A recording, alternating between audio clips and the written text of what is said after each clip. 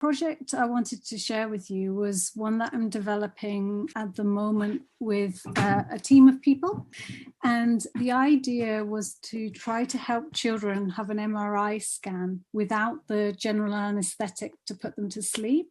So exactly that. So a lot of young children, their parents worry. So one thing, you have to keep very still. And the other thing is you have to be still for quite a long time usually. And also it's very, very noisy. And because of that, a lot of parents worry that younger children cannot be patient through that experience, and so they give them a general anaesthetic to make them sleep. But general anaesthetics are quite dangerous, and also they're very expensive. So I was trying to find a way that through play, children can become familiar with the experience of having an MRI, and then have an MRI basically without the need for a general anaesthetic. I undertook user testing right at the beginning, when it was just an idea, a bit like at the stage where you are now.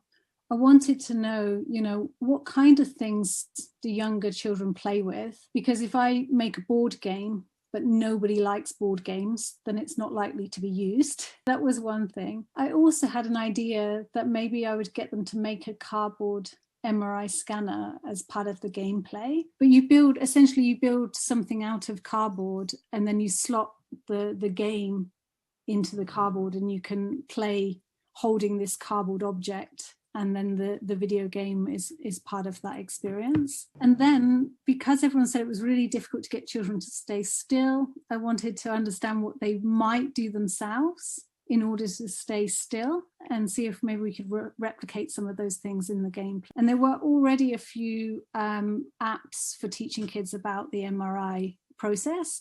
So I wanted to get kids to play them, find out what they liked, what they didn't like, what was boring, what was engaging. Right at the beginning, I'm kind of thinking about who do I want the game to be for, and finding out, what kind of games do they already play, and what do they know about the topic that I want them to use. So I went into schools. These children were young, so the game is designed for 4 to 10-year-olds. So I looked at testing the younger kids first, and then testing the older kids. And in the middle, I didn't need to test anyone, because if you've got the upper limit and the youngest limit, normally you're okay with what's in the middle.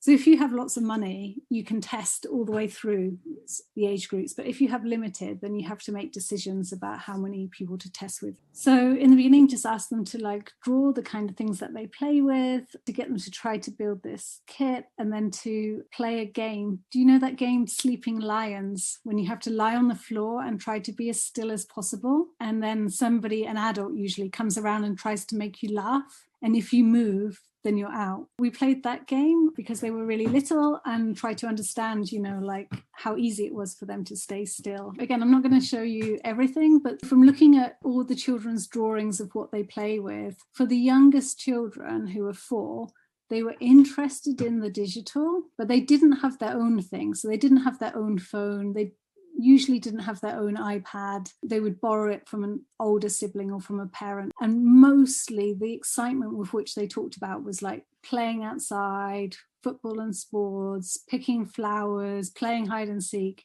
and kind of physical things. When the children became 5, they were into the digital right away. There was a really big difference. They could talk about apps they liked. So I began to think about how, if you're 4, you need something that's not only digital in order to relate to the kind of play that interests you. I gave them this kit to make a very basic MRI scanner, and then video recorded them making it, to try to find out what interested them and so on. And one of the interesting things is when they started to make the kit, some kids were really interested in building things, but then other kids were just frustrated by that.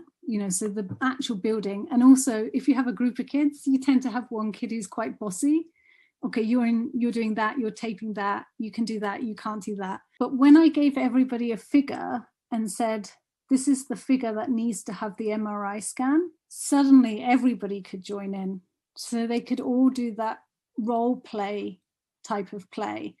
They could all imagine what was wrong with them, why did they need the MRI scan? So that really got me thinking about, I guess, children's most loved toys. So maybe you can remember, when you were a kid, did you have a toy that you really loved, a character or a teddy bear or something? And again, when we talk about character design, when we have those favorite characters from childhood, we give them personalities, we give them characteristics.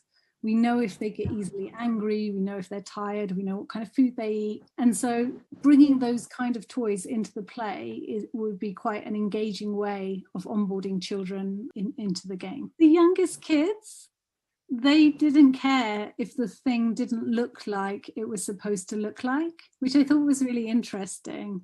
So one of them made like this giant TV screen out of parts of it. But as soon as the kids got older, they wanted it to look exactly like the thing that the designers had designed. So there were interesting ideas coming out from that too. Also, in watching the designs, you began to learn about some of the things they were scared about having an MRI potentially. So this group of kids, they made the roof of the MRI scanner so you could flip it off, and you could check that the rabbit inside was still okay in the MRI scanner. Again, through their role play, you were able to get ideas about what should be in the game in order for children to feel comfortable. I love these drawings. Again, I asked the children, as I did to you, did they have a favorite toy, a favorite teddy bear? And everybody drew it right away. For the 10-year-olds, do you think they still had a favorite teddy bear? Again, for the 10-year-olds, they would say, no, I don't have a teddy bear. And then I would be like, are you sure?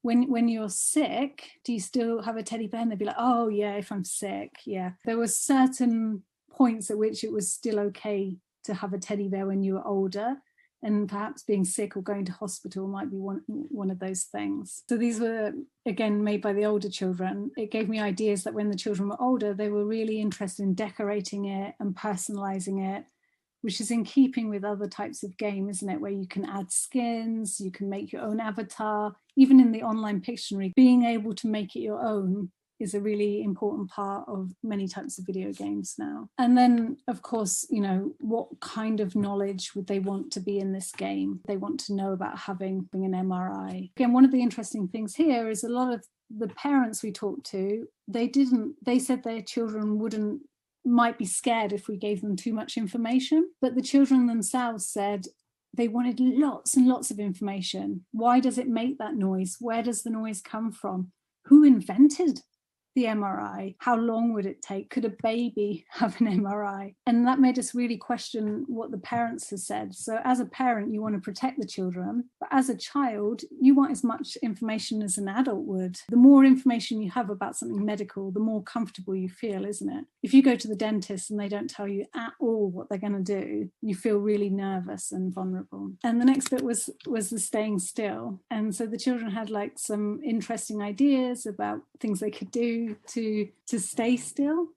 So they would pretend they were somewhere else, or they would pretend they were asleep, or they would try to bite their mouth, or they would try to pinch themselves. It made us think about how kids are already having their own strategies, I suppose, for staying still, and how we could build on those in the gameplay. And then we tested other apps. So this might be another part of your brief for this week. If you end up with more time, it sounds like you're all very busy, but you could look for similar games, a bit like find out, what are the best parts of that experience of that narrative, and what are the parts that are not so good. One of the things they learned, for example, for this Get Well Soon app, was the children didn't really like the fact that the scan image wasn't a real image. It was just like a cartoon image. They wanted to know, what does the real scan look like? Same with this one in the middle of the Magic Science House, it's a drawing of what's inside the body, but they were interested in, what does it really look like? So you could begin by testing it with the audience, getting some new ideas for the design of your game. On Tokaboka, on the right, you could play this game like you're traveling around the brain. And the game was really fun, but there was no reason why you would be moving around the brain. The information part was boring, but the gameplay was interesting. On this one, the Get Well Soon app, the gameplay and the aesthetic was interesting. And again, the information was not enough for them. So you're kind of separating out the gaming mechanics and the narrative. What could be better in both of those things? And then there were other ideas. So this kangaroo here is teaching people to stay calm and meditate and breathe. So looking for things that have been done before and have worked well to adapt and often save time or money.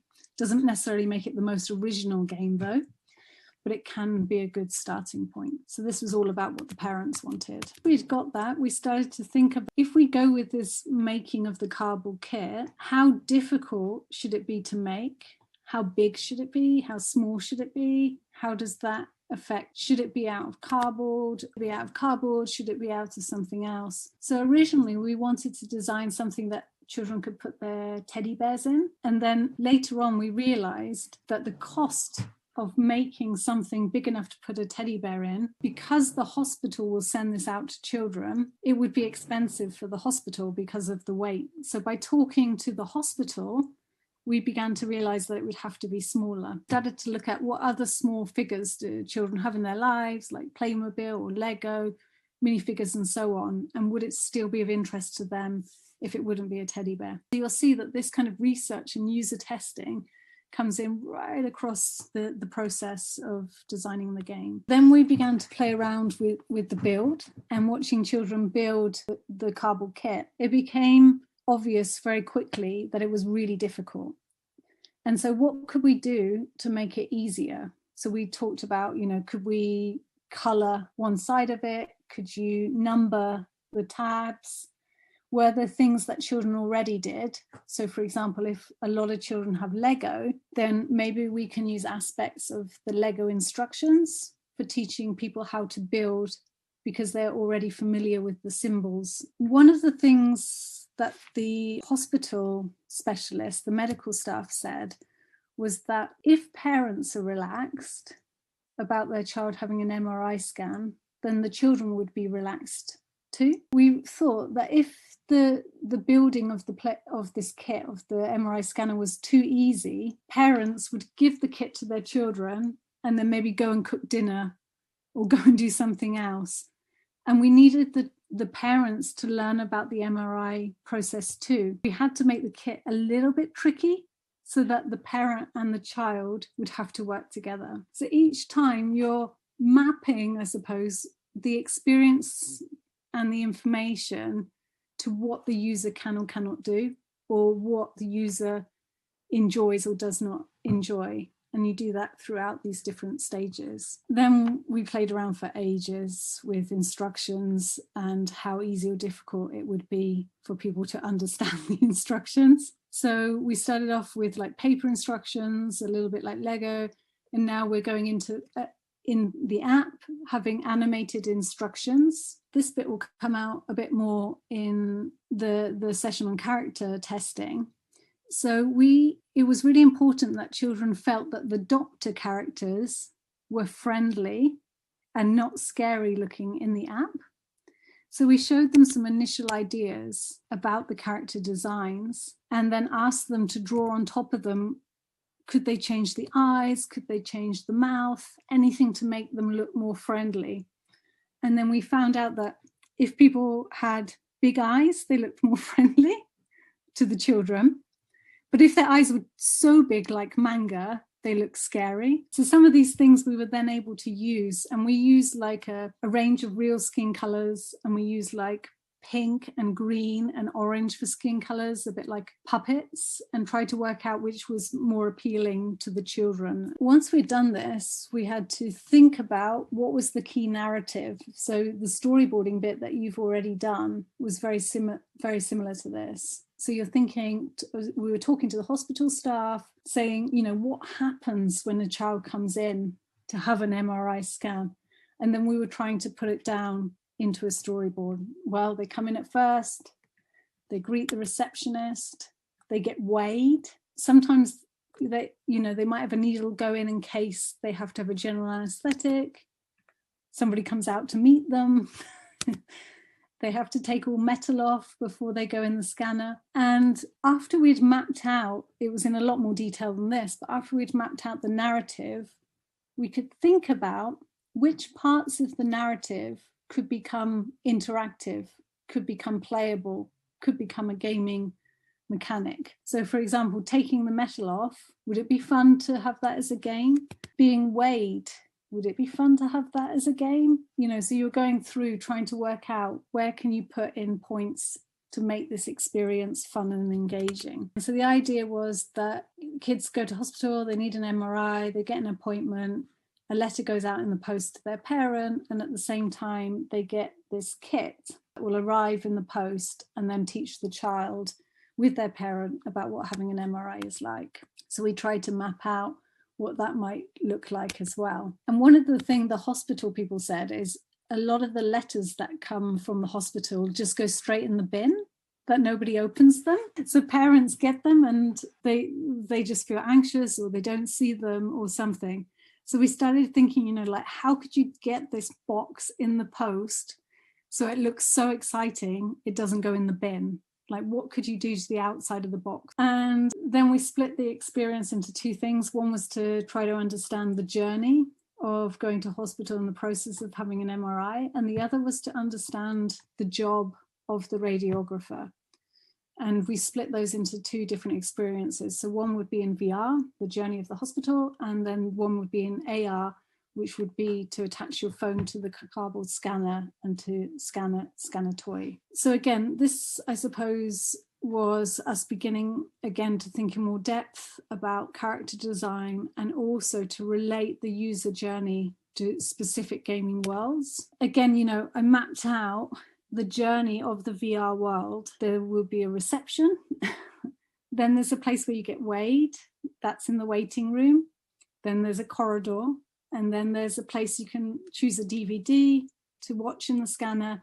And then there's the scanner room. In this game, essentially, you had 4 or 5 different gaming worlds. And then because you can't create everything in VR without spending huge amounts of money, you have to decide, what are the key elements? What needs to be in a waiting room? So that task that I just gave you, what are the key elements of your gaming world? We had to do with each of those rooms. So we started off going, okay, well, there needs to be seats for people to wait on. There needs to be scales for people to be weighed. And then we're like, that looks kind of boring and unfriendly. Maybe there's some artwork on the wall, And then we're like, oh, sometimes they have fish tanks with fish in. That would be nice. That would give somebody something to look at. So we got it down then to 4 things, the artwork on the walls, the fish tank, the scales, and the chairs that you wait on, for example. And then you do that for each of these small gaming worlds. Once we had done that, we began to test. Once you've got the first basic concept framed up, you can begin to test parts of it with the users. So here we thought, it's quite interesting. One of the games has said, if we turn the phone upside down, you can use the torch on the phone to flash on and off to look like it's scanning. And I thought, I don't know, you don't really get that flashing light on and off in an MRI, like maybe we don't need it. But once we showed it to the children thought it was magic.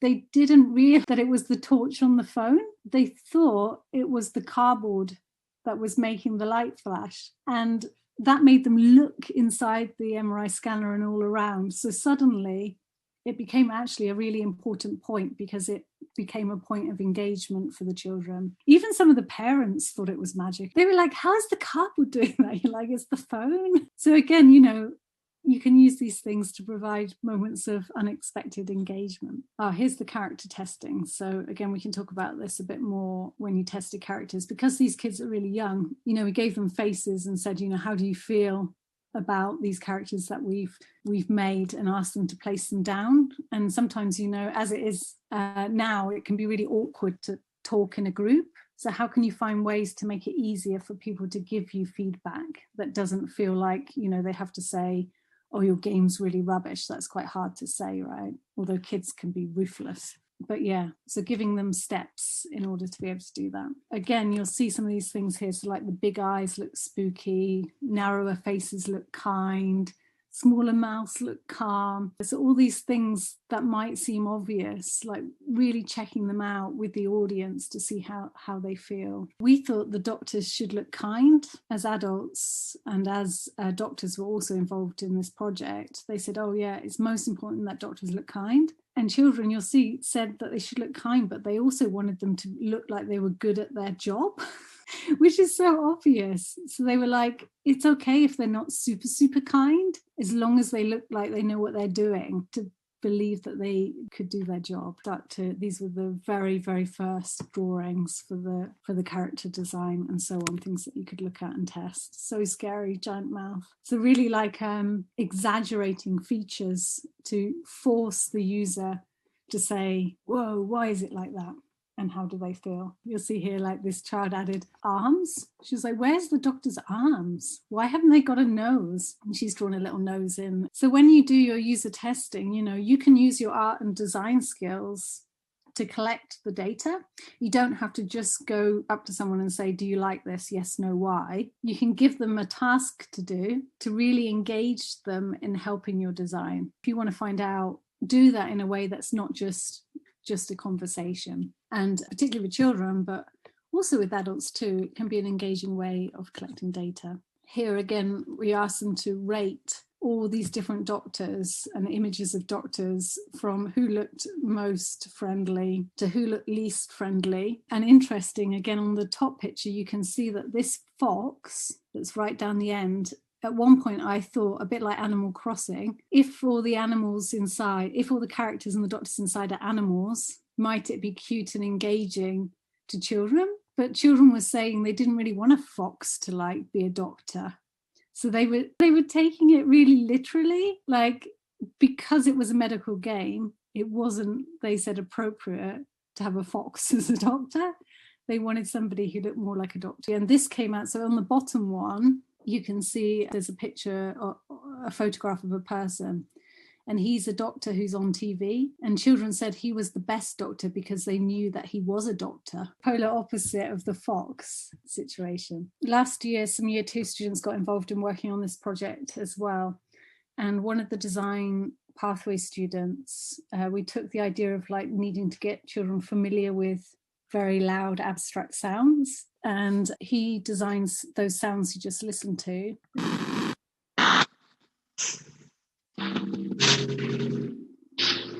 So he said he wanted the sounds to be kind of playful and creative and so on.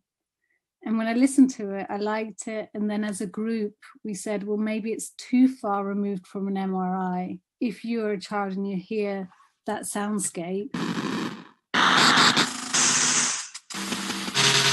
can you relate it to an MRI?